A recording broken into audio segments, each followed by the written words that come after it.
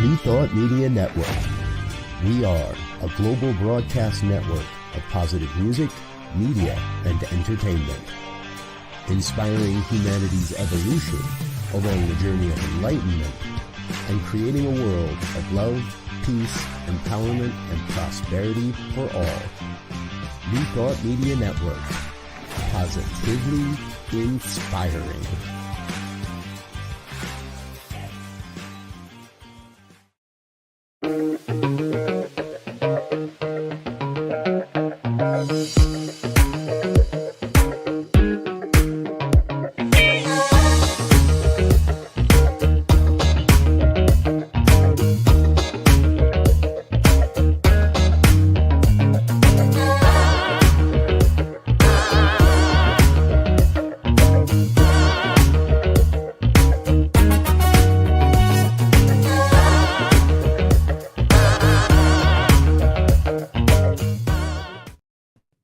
And hello again, dear ones. Robert Brzezinski with you over here.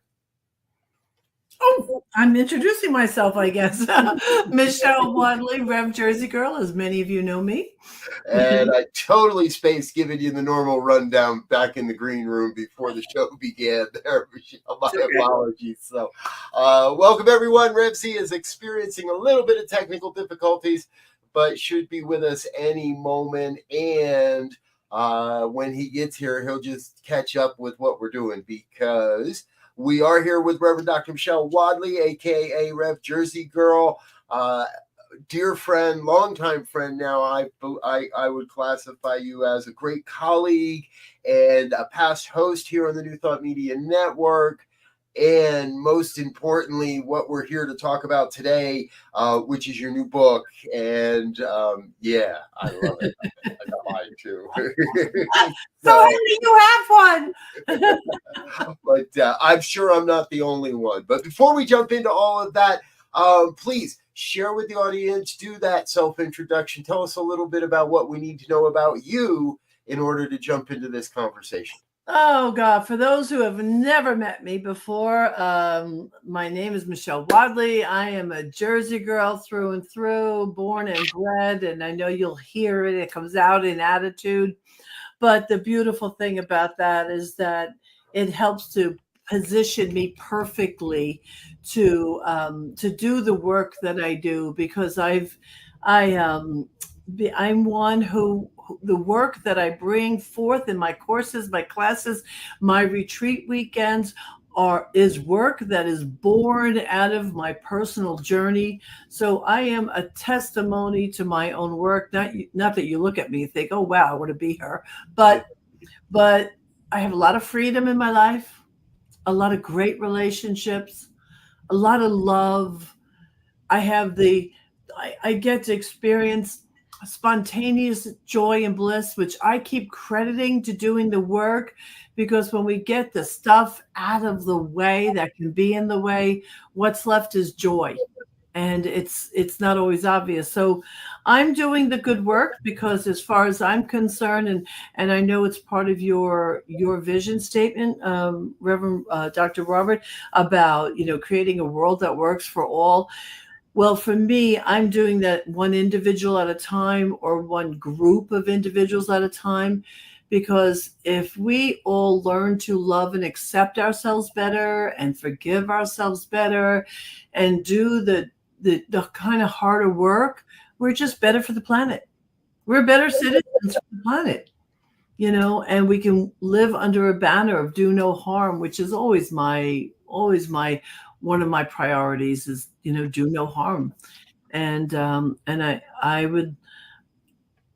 do hold out for a real hope and dream that every member attending a Center for Spiritual Living, a Unity community, divine science, any of the New Thought spiritual metaphysicians, I have this want, wish, and dream that we become a collective spiritual army, which army sounds like a hard word to use, but that we become a collective spiritual army for good, for love, that love becomes, like our rally cry. And the more emotionally healthy we are, the better work we can do. So that's what I'm doing in the world. Not it's funny. I was just speaking at a community, and I've kind of changed up my talks that I do on Sundays, because I'm the kind of person, when I walk in, people will look at me and go, "Oh God, not again." Because the work is so heavy. It's not like, "Oh, let's manifest money." It's heavier work. So I'm not always the first person they want to see walk in the room. But which is why I focus so much now on the rewards. Um, the reward is joy. I mean, it's an amazing reward. So yeah, that's what I want for anybody I work with or work for. Beautiful. I'm gonna just first off, welcome, Z. Good to see you, brother. Yes, I'm glad you're back. Getting caught up here. Beautiful. I have to agree, glad to be here, and Michelle, welcome. Thank you, darling. Thank you. All right, we are still experiencing a little bit of lag there today, folks, but I'm trusting that'll get cleaned up. I have to say it, Michelle. I've done one of your shadow work classes, and I loved it. And when you told me about this a little ways back now, I was like, "Oh, that's gonna be good." And I thought to myself, "That's gonna be good." And then I'm looking at it, and I said, "Oh, this is gonna be work." And it's the good kind of work. It's the good kind. It's the type of work that is so necessary to truly free us as individuals to be able to do the bigger work in the organizations we serve, in our communities, on a national level or an international level, or whatever it is that's in store for each one of us. It's doing this type of stuff that it's not the beginner's path. I'm going to say that, I guess. Yeah, although I've tried to make it gentle. I hope. I mean, my forgiveness book was well received, and people told me I made it easy.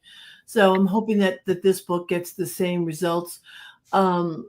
Because, and here's the thing, while those of us who are in the business say there's no done, there's never any done. Like that's, there's always more work to do, but it gets easier, quicker, lighter, faster, so that you can get, once you get these muscles built, the forgiveness muscle and the shadow muscle, once you get the muscles built, you begin to live in choice, and you can actually learn to not even pick up something, like to say somebody has a strong reaction to you, a really strong, not nice reaction to you for whatever reason. Well, there would have been a time that would have been hard to avoid. And then over time, it got easier and it got shorter. But now with the work that I do, I can look at that something and see it and go, yeah, I'm not even picking that up. It's like the 4 agreements in live time, though. Live time, just choosing not to take things personally. And I have lots of opportunities. What about you? Yeah. to not take things, to not take things personally. I have lots of opportunities. I get those every day. Yeah, and perfect timing, by the way, for the launch. Given all of the shadow work that everyone has to do at this time of with the elections, I believe, because this whole thing about how do we deal with the emotions, behaviors, and beliefs that are repressed, and begin to try to merge them into consciousness, because now they're unconscious and they're being repressed, and God knows what they manifest into. But the more of that we can bring into consciousness through the shadow work, and begin to integrate it and honor it and forgive it and all those things that we need to do with it, so that it becomes part of the whole and we can respond, as opposed to I mean, we can act as opposed to responding or being reactive. Yep. It makes all the difference in the world. But I'm just grabbing something. You just reminded me, Z. So I put together a checklist that I hand out in my courses and my my workshops. And it is a checklist to see, and I won't read the whole thing, but it's a checklist to see, to do or not do shadow and forgiveness work. And so these are just some of the things that I invite people to check off. I react to things without knowing why. I find myself automatically not liking someone I just met. I get angry, but can't get myself calm once I am angry. I find myself being jealous. I am envious of people I know, neighbors, and even people I don't know. And it goes on. It's quite a checklist of things. Wow. And these are truly subtle signs that something that you're not functioning at choice. That's the key. Because if you're not functioning at choice, you have to ask yourself, what am I functioning on top of? And what's motivating me to like, not like? I mean, I know you know this experience where you immediately like or dislike someone. And either way, if it's that, I guess there are moments where we meet people and it's just okay. But I'm talking about those like strong, compelling, that kind where you're everything, all of your body's going, whoa. And sometimes people think that's their intuition, which it can be. But I have found that most often it is some kind of internal gremlin functioning that is driving that decision and that reaction. But without knowing about it, we don't do anything about it. Right. No. Well, one of the good things I love about any shadow work is that I have to go and tap into my old friend, Carl Jung. Yeah. Right. Yeah. Where the granddaddy, which is the genesis of all this, right? Yeah. And although most people run from the shadow work, that shadow work is based on what we want to be is a true self, right? Because the self is the centerpiece of who we are. That is kind of bifurcated between the ego and the shadow and the personal and the unconscious, right? So so how do the more of this we can integrate, the bigger and more divine self we can bring to the table, because we don't have a lot of bugaboos to hit us upside the head when we turn a corner. And then when Carl was so great with this stuff, and then you got to look at it from the external world and the internal world, because it affects it at a different perspective. And so, like you said, there's always work to do, right? Yeah. And you can't get tired. Well, you can. Well, yes, you can. Yeah, you can, and it can be kind of exhausting. But the and Carl Jung, yes, I mean, he was the granddaddy of this stuff. What I have tried to do is I've tried to bring in the new thought perspective, spirituality, and the power of the word. Because for me, there's nothing like the power of the word. And the way I've come to describe it is, and this is going to sound a little fundamentalist kind of, I want nothing between me and my God. Right.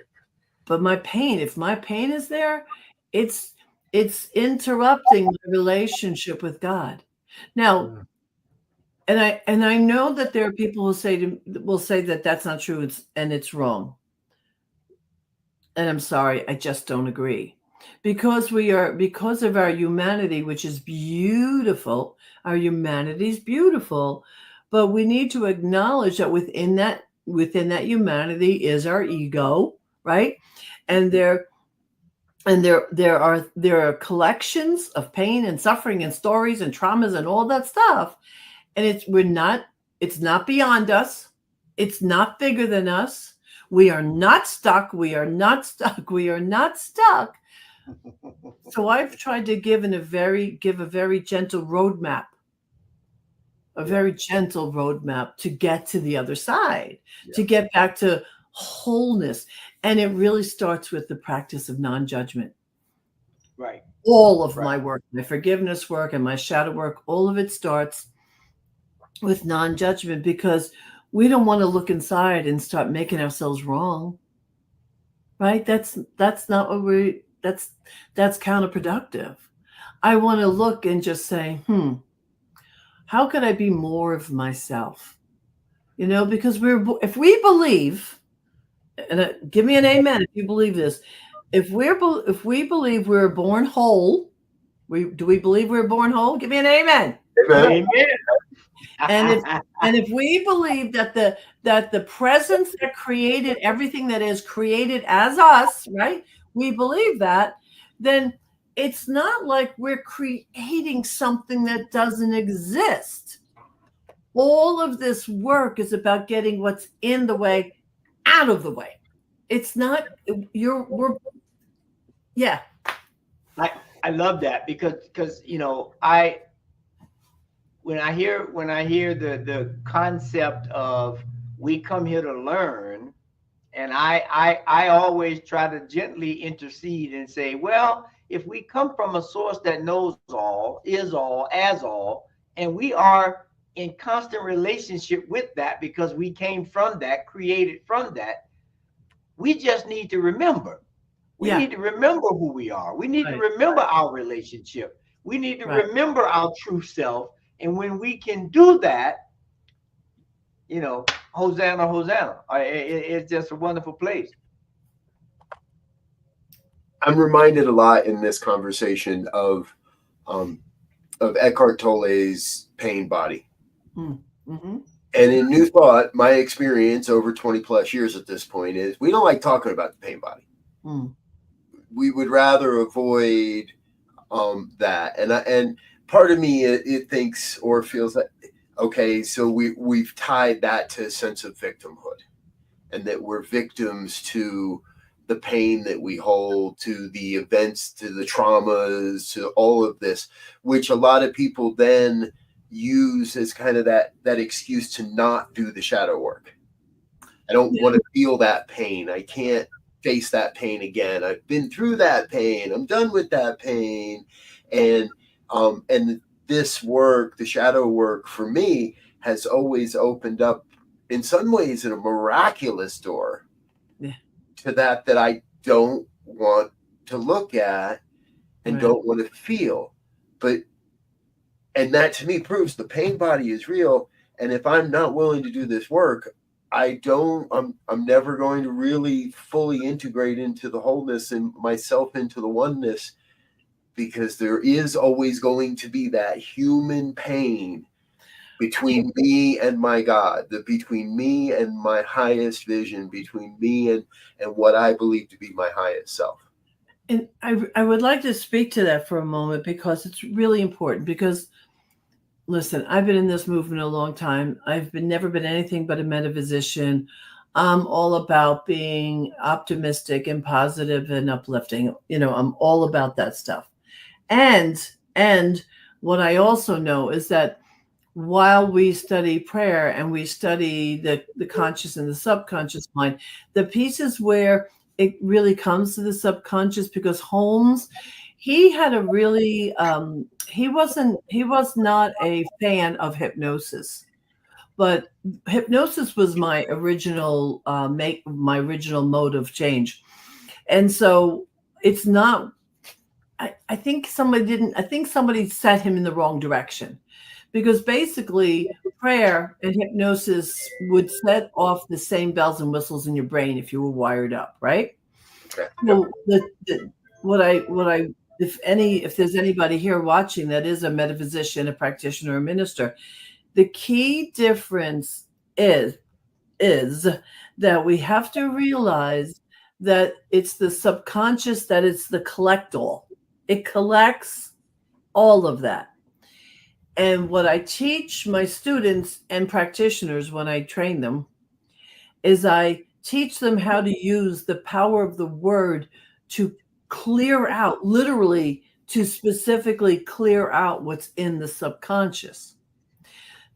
Because sometimes I hear people say on a regular basis, I did this already, I did this already, I did this already.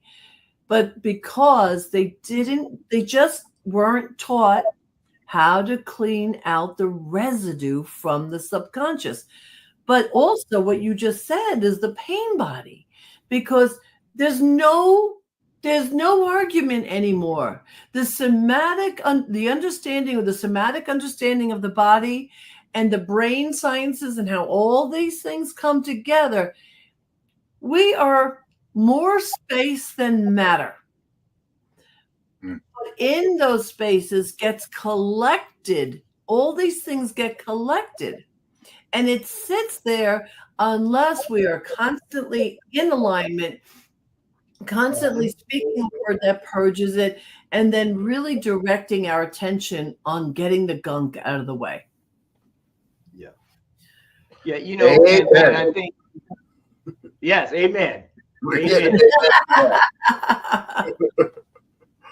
And you know, I think after hearing you say that, I think part of the challenge that people have, why they say they did it, you know, to really get involved with this work, right? I believe it requires us to look at hidden parts of ourselves, right? Mm-hmm. We have to deal with unwanted things. We have to look at what triggers us, and you got to go deep to get that, because we've had years of covering it up. And I don't think, deep introspection and then looking at how your life has turned out may be very different from what you imagined at a younger age. And so now you have to repress some of that stuff because you thought you were going to be a superstar and you're just not, or you got some emotional charge from something and you worked at it, but you haven't really made a reconciliation and released it. And so they keep coming back over and over again because that deep work hasn't been done. And you want to, if you want to, any 12-stepper that you could talk to, I'm not one, but I engage, and I very much respect the steps and the way they work them. Mm-hmm. There's no 12-steppers alive that would tell you, oh yeah, forgiveness. We need forgiveness as part of our steps all the time. It's a critical part of what they do.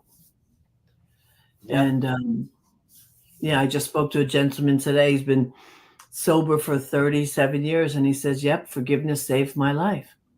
Mm-hmm. And how. So what happens in the courses that I teach under the Planned Happiness Institute?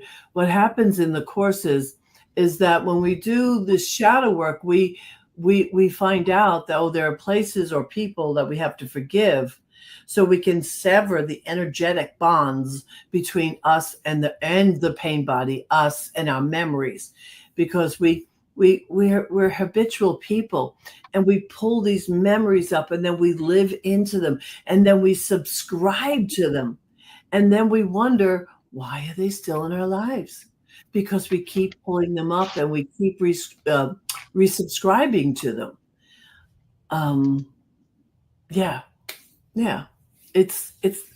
It's about conditioning the mind, beginning with a practice of non-judgment, of not judging the self. I mean, none of us got here. We all make mistakes. But we don't usually wake up every day thinking, well, how can I screw up someone's life today? How can I screw up my son today? How can I, we don't, it's all of that is knee jerk. The stuff that happens is knee jerk. And it's got to be cleaned up. It's definitely got to be cleaned up. Yeah. Yeah. And, the good thing about it, if you stick with it long enough, you begin to really see a difference in yourself first and the world around you, so that, good. I've always used a good test if I'm working on something shadowy, to see after I've done some work if it still affects me the same way it used to. So if I see that person that I just do not like, and I get agitated every time I see them, if I'm doing my work, I can tell how progressed it is by whether I get annoyed when I see them the next time. That's right. That's right. That's the actual, that is the, what do they call that? The ink plot. That's the ink plot test. Yeah. Yeah.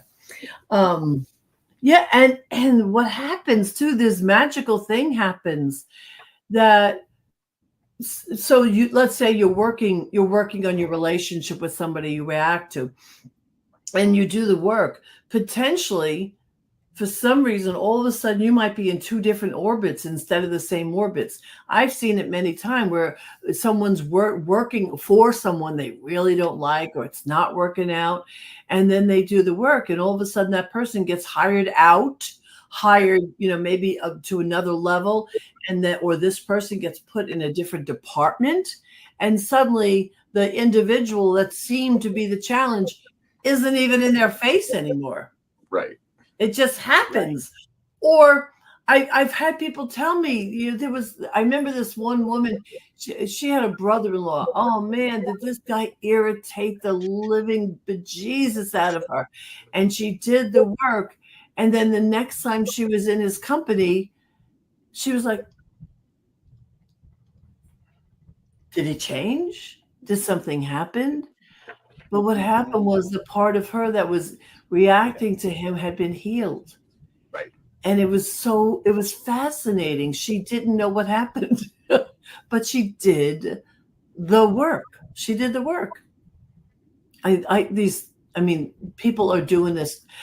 I had someone between shadow work and forgiveness work complete her stuff with her ex-husband and then take off 50 pounds. Like it became another reward, you can just get healthy in all directions. They released that person that they used to be, that they were dragging around with them. Yeah.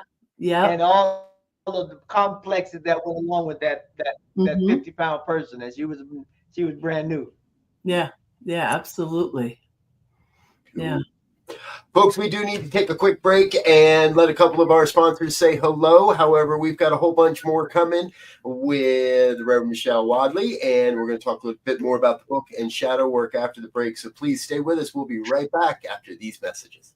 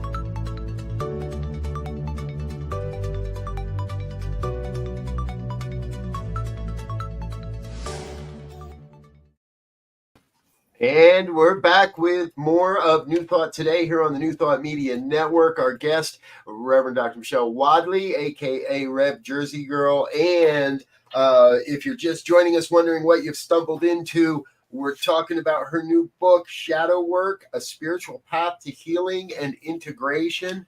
And I will say I have a bookmark. I have started it. I haven't gotten too far. But it's not. It's a slow read. And because, as we've been saying, this is vital work. And for me, this is not just something to pick up and read a couple pages and put down. It's something that I want to be able to give myself to, because what I've learned from you specifically over the last number of years is the shadow work really is an opportunity to give myself back to myself, to be able to not just heal, but transcend all that limited stuff. Before the break, you were sharing a story, and I had one of my own that I wanted to share. Recently, I was at a virtual conference, and you know how those things are, right, folks? They put you in breakout rooms, and you never really know who you're going to get. And if it's somebody you're willing to kind of really share with, or if it's somebody you don't know and you want to be a little protective of yourself. And both days in both major breakout rooms, I ended up with someone that I have energy with, someone that I know that I have energy around. And interestingly enough, one of them is someone where I can remember myself saying, well, they're never going to be on this network again. And in that conversation, we developed a plan for this person to come onto the network with their own show. And that's the kind of miracles that can happen that we can't anticipate. I'm not working towards that. It's not the goal of doing this work. It's the Well, it can be the goal. Okay, but it's the miraculous. Because I want clear relationships. Okay, I'll give you. Yeah. And I also want to say that at no point does anybody have to be a doormat. Like, once we do the shadow work, there might be somebody you might still not want to be in that person's company. But if you have peace inside of you, that's what matters. Right? Because if something, right, Maya Angelou told us, when somebody shows you who they are, believe them. Yes. Right? And so that doesn't mean you have to go back and engage or be in this person's company, but it's about you having peace. And if you got that peace, oh my God, what a reward. That's a huge reward. But I just opened up the page. I don't remember what you just said, but I wanted to read. This is from the introduction. It says, you do shadow work because your shadow contains a wealth of energy, creativity, and qualities that hide within it. It lives at the depth of your subconscious. Each and every time you choose to face a shadow instead of turning away, you position yourself to receive the gifts and blessings that the universe is constantly trying to show you. But the most important reason is that with each shadow or shadow aspect that you welcome into the wholeness of your being, you become more authentic, beautiful, powerful, and a whole being. I mean, that's the reason. That's the reason. And you got to experience that by doing the work, and not because otherwise that person owns you. True. Right? When someone can when someone can make you react, they own you. I mean, and then that comes back again to what do you call it? It comes back to the 4 agreements, not taking anything personally. Because if I can make you feel good about yourself, I can also make you feel not so good about yourself.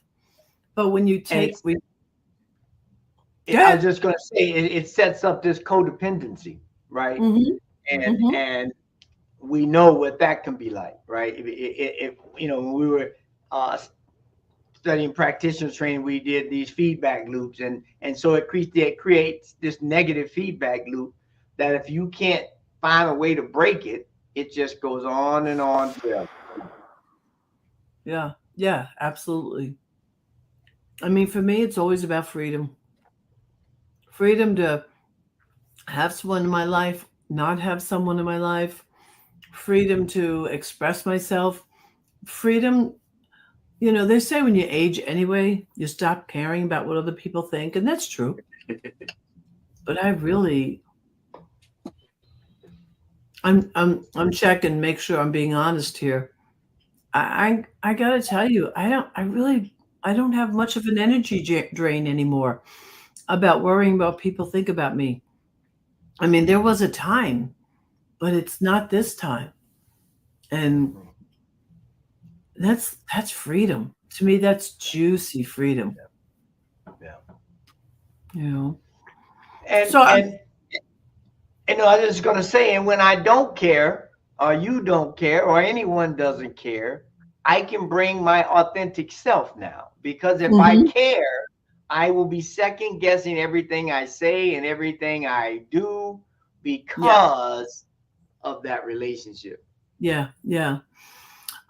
It's funny because one of the things I talk about is and I've said this on the station many times. We have many addictions in life, but two of the ones that cause our inauthenticity is our addiction to being nice and our addiction to being liked. And if I'm serving, you can't serve two gods, right? And Right. so if I'm serving the God of please like me, please love me, please accept me, then I'm not serving the God of I'm comfortable in my own skin and in my own being. Right. And one cancels the other out.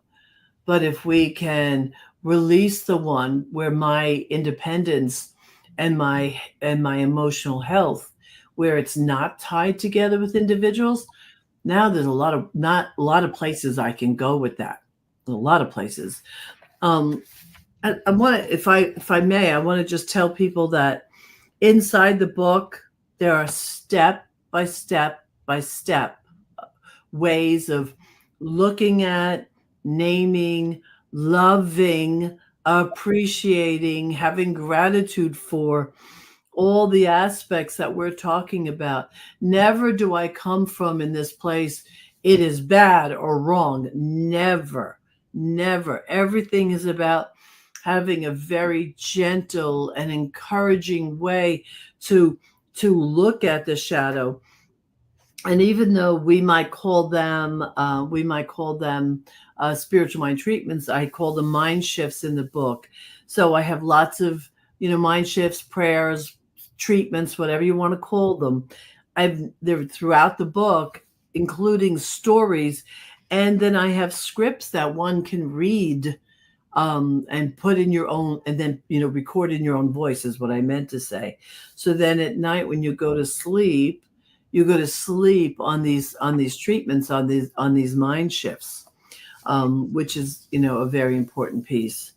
Um, and I'd like to deliver one piece that's in the book, so we're not just talking about the book, but that you get something from the book. And on page 147 in the book, it's called The Three Questions. Now, Debbie Ford, mind you, Debbie Ford is the book I always recommended till I wrote my own, because I wrote it with us in mind, with the spiritual metaphysician in mind. Mhm. And so the three questions are, am I that? So take the example that Z mentioned about, not wanting to be in someone's company.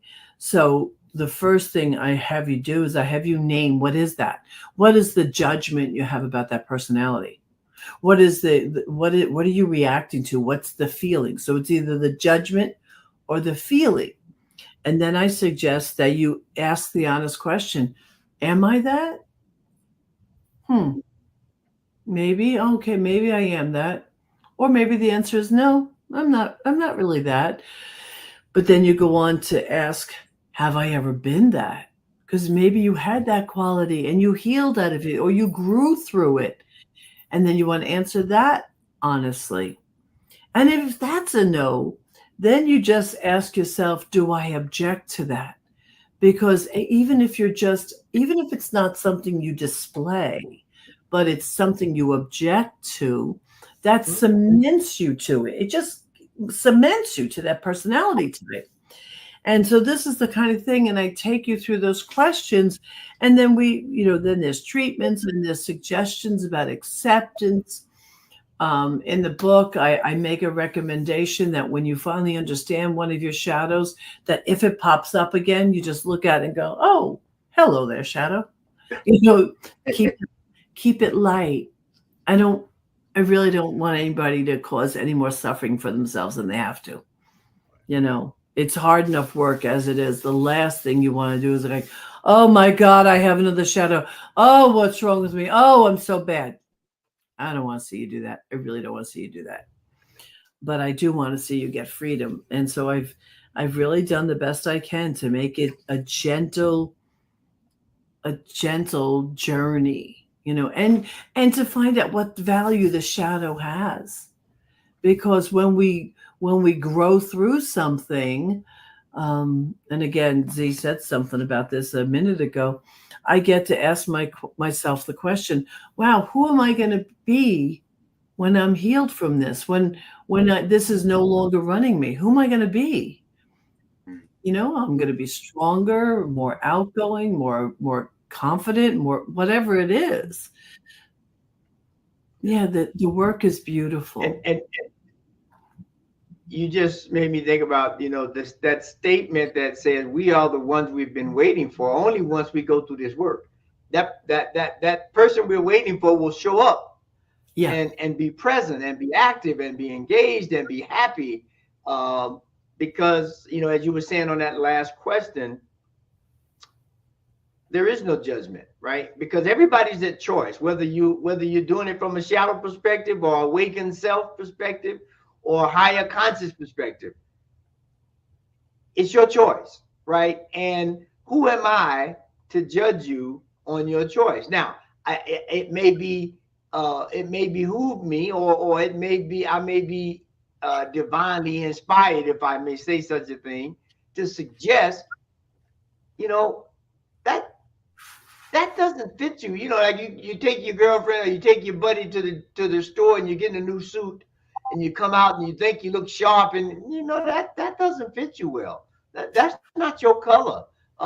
You know, the pants are too short. I may make that recommendation, but you can still buy the suit. You can still buy the dress. I'm not in judgment. I gave you what I had. I'm done. You know, I just and we were talking about this before the show came on the show. I just spent the bulk of September traveling. I went to Canada, and I stayed in two different homes hosted by two different people up there. Then I came down to Bellingham, Washington, and stayed there for a few days, and then went to Seattle and stayed there for a few days, and then finally landed in Olympia, Washington. So I got hosted by 5 different host families, right? And it was fascinating how relatively, I'm going to say relatively because, you know, there's always the adjustment a little bit, but how relatively easy it was to slip into the life of these individuals that were welcoming me into their home. And I think at an earlier time in my life, I would have been fairly rattled.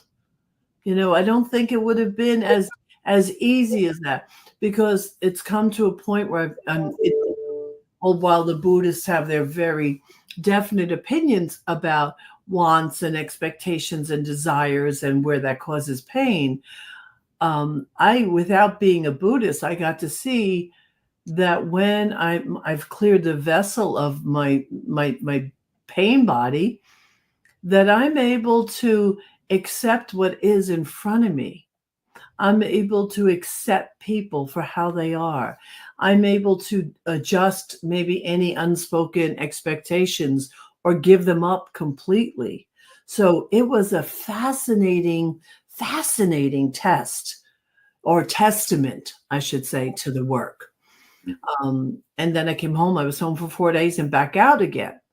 So it's like, oh, okay. Oh, I'm doing this. Oh, got it. Got it. You know, and I believe that my ability to do that is truly born from getting to know myself in a more loving, gentle, and accepting way. You know. Oh, Kathy Duca is here. Hi, Kathy. Oh, you recommend a letter writing exercise. Can you speak more to that and its value? Do you ever suggest actually sending the letter to the person one might be struggling with? Great question. And I can't wait to see your show start on this network, Kathy. Yeah, I do. I haven't, and I know I do letter writing in the book, but in the courses, I definitely do it too.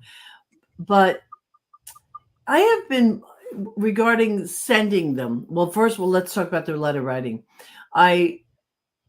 Let's say my mother was still alive and I wanted to heal my relationship with her. What I would see myself doing, I'd be writing a letter to see myself past the struggle. Because if we can't imagine ourselves past the struggle, then we can't let it go. We have to be able to let it go. And I have found letter writing to really prompt people. People have made great headway by writing letters to people, whether they're in the flesh or whether they've transitioned. It doesn't matter. Regarding sending the letter, I'm starting to be a little bit more nervy and encourage people to what I call closed loops more often, to have a conversation of completion with people. So whether that's sending a letter, making a phone call, sending an email, if we're worth our salt, we spiritual metaphysicians doing this work, I would love to see us be a little bit more nervy and take it out into the world. So there are very appropriate times, with one major caveat, and this comes from the 12 steps, as long as it does no harm. Mm-hmm. Your intention has to be love. The intention must be getting clear. The intention must be the freedom of both people. And very often, when an individual is feeling righteous about their opinion about somebody, they don't want that person to have any relief, which is too bad. That's just too bad. So, so I say send it if when you read it, you feel at peace, and you might want to ask someone else to read it. My wife does that for me. Should I really send this, or should I reword this one? So I know I've gotten better, because I used to send letters and emails to my husband, and I'd say, check this, and he'd go, right? It's like, I don't know. But over the years now he goes, oh yeah, okay, that's good. Oh, okay. So I guess I've learned it. And he's been one to really teach me. He was the person that really taught me how to take feedback. Because I used to struggle with feedback. I really struggled. I found it, quite painful, in all honesty. And he taught me how to move past that. And it's a beautiful thing, because now I'm eager for it. Because if I'm blind to something, I want to see it. I'd like to see it gently, please. Yes. But I would like to see it. I would. And I think sometimes I think in being willing to send a letter or make that phone call, we're really gotchas only help temporarily. Right. If we want to be a stand for love in this spiritual metaphysical world, and it doesn't matter what teaching, or whether you're an atheist, if you want to be a loving component for the world, then sometimes that means just walking hand in hand with somebody sometimes and having a tough conversation. Every once in a while, a tough conversation is necessary. Yeah. I think I froze a little bit there. We got you. I'm struck that letter writing, to me, it's always a matter of drafts. How many different drafts do I need to make to really say what it is that wants to be said, that can strip away maybe the reactionary emotions that are involved, or the deep-seated shadows that we aren't, and looking at, and I love the letter writing, the way you describe it and the way I've done it with you in class and such, that it really, but I would never think to send the first one. The first one is me just blah and getting it all out there, and that isn't fair to anybody. So it takes just a sign that you haven't cleared it up yet, too. That's all that is. Yeah. But when you and I say you and I because we're colleagues in this, right? We're individuals that speak the same language. When we want to be a place of love and respond with love, if we start with that intention, and it comes back, I don't remember which of the habits, but Stephen Covey's begin with the end in mind. Yes. Begin with the end in mind. And if you begin with, at the end of this conversation, at the end of the letter, I'm looking not to be right, but to invite that individual into love with me. That's what makes the difference, and you might have to spew it initially to get the energy out. I do this fun exercise now in my workshop. And what I do is I have people write down things that upset them or annoy them, or things that, they feel like they annoy themselves about. And I put them together in dyads, 2 people. And then I give them like 2 minutes to purge, but at the same time, so they can't even hear each other. So the entire room, everybody's just kind of purging all that blah, blah, blah, blah, blah, blah, blah. It's very funny.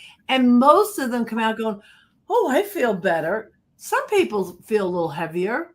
It can go both ways. But the point is to release the captured energy, which is what your first draft is about. Yeah. Right? That's what the first draft is about. Let me just get it out. Yeah. And then I can come back around and find my love, my love center, a little bit more quickly. Yes, beautiful. Yeah.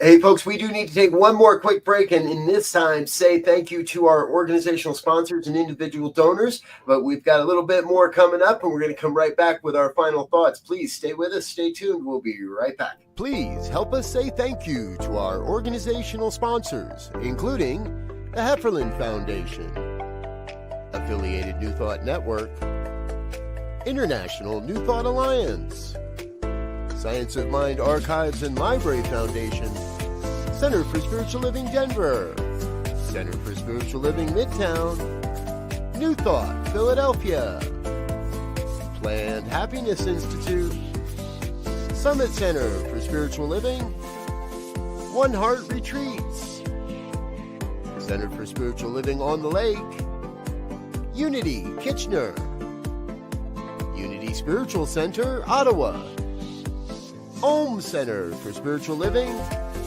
Satya Center, Begin Within Ministries, Center for Spiritual Living North Jersey, Unity of Savannah, and the Center for Spiritual Living Seattle, as well as all of our individual donors. Thank you for being part of the New Thought Media Network. Please like, share, and subscribe. New Thought Media Network, positively inspiring. Yes. Thank you to all of our organizational sponsors and individual donors.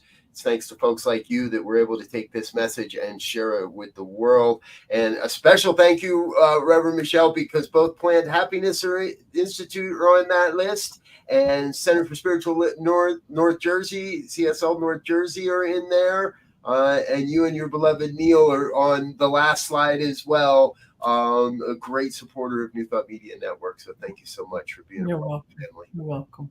Absolutely. All right. Final thoughts. Let's go to Z first, and then we'll go to Reverend Michele. What do we need to wrap this up today? Well, I'm such a big proponent of this work because I think it is the cornerstone of being authentic. We hear that word authentic being thrown. I hear that word, I speak for myself, thrown around. And now it's become cliche-ish. It now has very little meaning as I see people use it. And so my final thought is, if you really want to get in touch with that authentic you, go find your shadow. And I'll say, yeah, I was going to say. One thing you made me think about with Stephen Covey, and Covey says, seek first to understand and then be understood. And that's what will happen when you run into the shadow and seek first to understand it, then you can be understood. Yep. And if you're going to do the work, get my book to do it. Yeah, because yes. I've put a lot. I've done everything. I don't like a lot of detailed processes. I need things to be gentle. I need them to be easy. And so I've written this book for me and people like me. And I remember one time Kathy Duca was sitting in the audience on a Sunday when someone asked me to describe what shadow work was.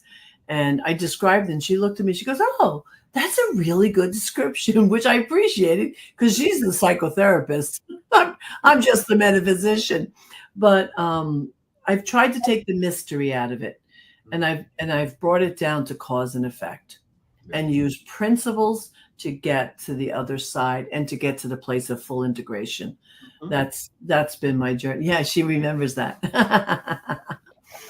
Yes, it was good. So I thank you for having me here again. I love being on this station. I know I won't be doing anything again till after my son's wedding because I've got to focus on the wedding now. Yes. I'm only the groom's mother, so I have less to do and less to fuss with, but I gotta. Yes. There's still work to do. Yes, there is. Yes. And you both stole my idea because I was going to say buy the book and then do the work. Yes. Don't just buy the book. You got to buy the book and you got to do the work. And then I picked it up and I looked at on the back cover, and right there, for anyone who is ready to take charge of their lives, love themselves like crazy, be free of trauma, and open the door to all their possibilities, Michele Wadleigh is a powerful guide, and this book is the ticket. That's by Tama Keeves. Yeah, thank you, Tama. And by the way, I haven't even mentioned, I have a slew of courses on my website that I facilitate to help you walk through. Yeah, there we are. And there's a whole bunch of courses that I walk with you and take your hand and love you through that. So you can go ahead in there and check that out. Robert and Z, thank you, my darlings. I really appreciate you for being here. Always a pleasure. And thank you for watching. Thanks. On behalf of the New Thought Media Network, we invite you to stay tuned and join us again and again. But until next time, we wish you peace and richest blessings. Bye now.